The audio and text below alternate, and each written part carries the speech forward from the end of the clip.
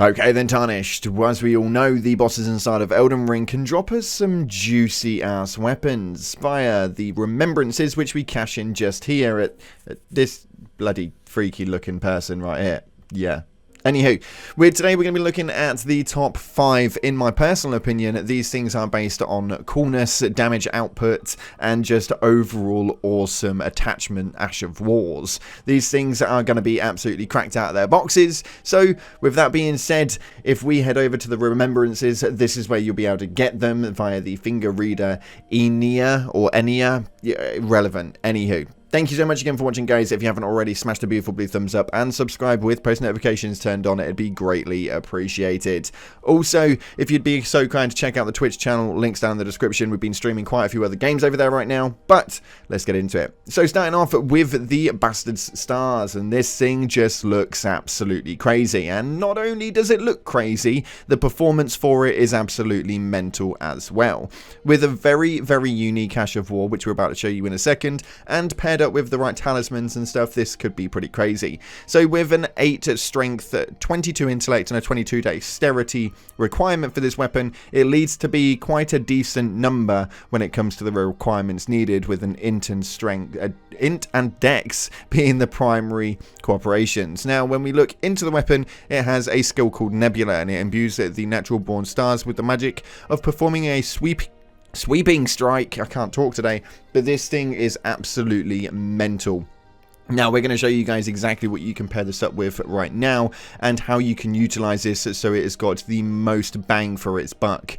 If you go ahead and use maybe something like the magic Scorpion Charm, it will raise the magic attack level, which is something that this weapon really peaks quite highly into. As well as that, using the magic Shrouding Crack tier will definitely help an absolute ton, and I use the strength not tier just because I couldn't be bothered to put anything else on it, but irrelevant. If we take the bottle and pop a bloody golden vow, then this is going to give you guys a load of damage output, and you guys are about to see that the explosions from this can cause some almighty bloody damage. We've got about 4,000 via one boom on that, and it definitely does not disappoint. This weapon, the Bastard Stars, is one that you guys definitely need to get your hands on, and it's an amazing way to kickstart the top 5 boss weapons that you guys can get your hands on right now. So with that being said, let's jump on into the next one, which is the Star Scourge Greatsword. Now this one is a surprising one. If you have one of them, you can end up just dual wielding this quite naturally, mainly because that's exactly what Radahn does. You have 2 of them, even though it's via one weapon. You just have to double hand the one sword, and it will give you 2 of these bad boys on their own. Now when we look into the statistics of this, the Star Scourge has a 38 strength, 15 intellect and 12 dexterity requirement, which is, 38 strength is quite a high strength that you're going to need, but it's definitely worth it when we look at the unique skill, which is Starcaller Cry. When you bring 2 swords together and roar them into the skies, pulling an enemy with a gravitational wave, and a follow-up with an additional input to slam down the gravity infused swords, which will do an absolute shed ton of damage, especially if you can imbue them into other things as well. So we can also, like the other one, use the magic Scorpion Charm. If you want to also use the lightning Scorpion Charm, then be my guest, you can do that as well. Another one that we can do with the Flask of Wonder of Physic is we can still use the magic Shrouding Crack tier because we're using that, but we can also use the lightning Shrouding Crack tier as well, which is going to give you guys the boost in specific areas. Even though it's a gravitas sort of thing, you will understand in just a second. So we're going to go ahead and show you guys the damage output on this one, because actually I feel like the Star Scourge Greatswords, although I spoke about a little bit, are quite underrated. When we take a look at what these things can genuinely do, we're going to see right here, you pull the gravitas movement and then slam down with an almighty 2000 on just a standardized move.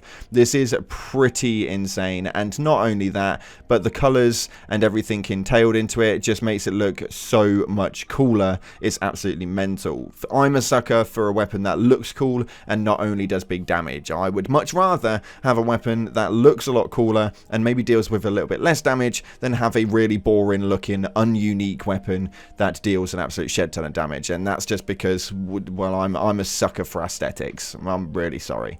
Anywho, going into the next weapon, we have got the Sacred Relic Sword. Now, a lot of you guys may not have used this yet, and some of you guys will have. This is the weapon that you get for defeating the Elden Beast, which is the final boss inside of this game, and this weapon is by no means a joke. In PvP, this thing is crazy, but with the 14 strength, 24 dexterity, and 22 faith requirement, this is definitely a pack of punch sort of thing. But yeah, unique skill with the Wave of Gold, where you can imbue the sword with Bygone Golden Glory, then fire it at foes. A wide golden wave fans forward. Now this thing is pretty immense to say the least, and will cause an absolute shed ton of damage, so make sure you've got your Holy Sacred Scorpion Charm on, and whilst you're at it, go ahead and get your Magic Wondrous Physic Flask and pop in the Holy Shrouding Cracked here as well.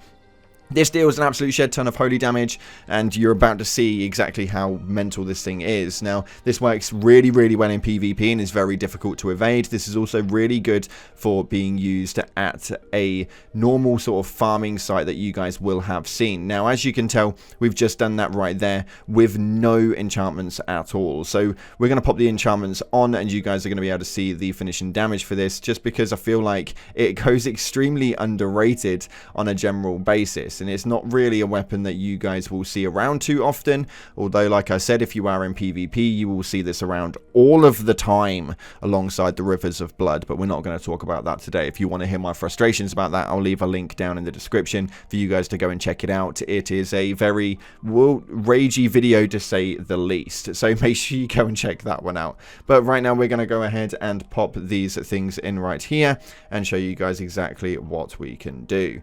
This is a very, very difficult one to get your hands on, mainly because the Elden Beast is not an easy boss by any stretch of the imagination, but you can tell that with the buffs entailed with this, it is definitely worth utilizing, with around 2000 to 2500 on a base damage output, and I haven't scaled into this weapon whatsoever. So like I said, if you haven't finished the game already, this is definitely going to be one you want to utilize right at the end. But the Sacred Relic Sword is one for you guys to enjoy.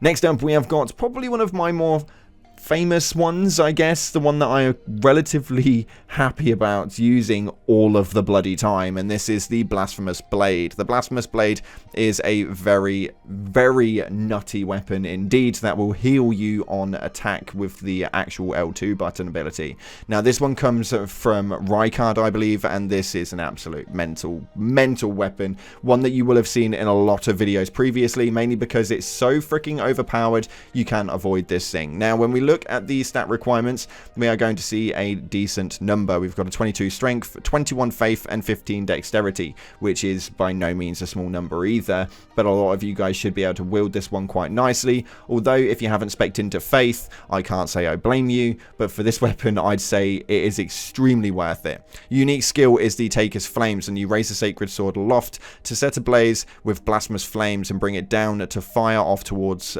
blast, and the flames will steal HP from those that they touch, and this means everything. So grab your Fire Scorpion Charm, make sure you put that thing on to give you an extra boost on the fire abilities.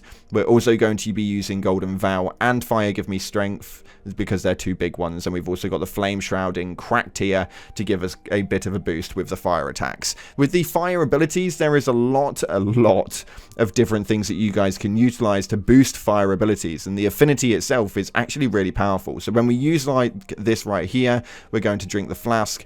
Flame Grant Me Strength, we're going to use that as well. Then we're going to use the Blasphemous Blade, and as you can see, this thing just gives an absolute pack-a-punch, and is one that I use on a regular basis just for draining bosses, mainly because you can also save a lot of flasks in healing yourself when you utilize this weapon, because, well, it heals you for you. So it's a really, really big move, and this is one that I would urge that you guys build around if you haven't already, just because it's such a useful weapon as well as an enjoyable one. And then we're going to finalize on the Malekith's Black Blade. Now this thing is a little bit crazy. This has a very, very unique Ash of War attached to it, and is one that I would not want to see down a dark alleyway. As you can see right here, this thing is pretty out of its box, and if you spec into this cleverly, then you are going to be dealing an absolute shed ton of damage, and you may not be speccing into what you think you are with this weapon. So we're going to head on back over to the main station right now, which is right here, the secluded cell, to go and take out that bad boy. But this one is a holy damage weapon, which is weird because it wouldn't say that it looked like one, but this is indeed a holy damage weapon. So we're going to put on our Sacred Scorpion Charm, and we're also going to be attaching a very useful physic for the Wondrous Physic, which is obviously going to be the physic which is going to boost our holy damage as well. This one right here, the Holy Shrouding Cracked tier. This is a very, very unique weapon, and one that makes no sense because it's dark, it's red, it's black, but yet it's got a holy damage output, which is just mental. So when you pop the Golden Vow, you utilize your Wondrous Physic, this thing is just beyond its reach. And actually, if you spec right into this and make sure that you utilize everything quite cleverly with its 34 strength, 20 faith and 12 dexterity, you can spec into just an absolute mental unit, as it will do damage that you have never seen in this game before. It's so much fun, and it's probably one of the most enjoyable weapons that are on this list right now, so make sure you guys go and check it out by taking out Malekith, a very difficult boss indeed. But that's all we've got time for today. These are my top 5 boss weapons that you guys need to obtain. If you haven't already, smash that beautiful blue thumbs up and subscribe, post notifications turned on. Thank you so much again for watching, guys. I appreciate all of you damn faces, but as always, until the next time, I'll see you in the clouds.